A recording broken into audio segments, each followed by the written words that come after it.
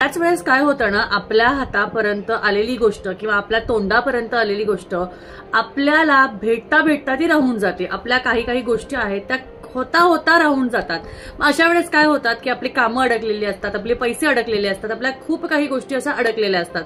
म्हणजेच काय होतं, कुठंतरी काहीतरी बांधलेलं असतं, म्हणजे कुठेतरी काहीतरी बंद झालेलं असतं. आपण जसं म्हणतो की घर बंद आहे कारण त्याला कुलूप आहे, त्याला लॉक लागलेला आहे, म्हणून आज सगळं बंद झालंय. अशा पद्धतीने आपल्याला सुद्धा आपल्या नशिबाचं कुलूप उघडायचंय. ते कसं उघडायचं ते तुम्हाला मी सांगते. एक कुलूप घ्यायचं आहे, ते कुलूप बंद अवस्थेत चावी सहित तुम्हाला ठेवायचं आहे.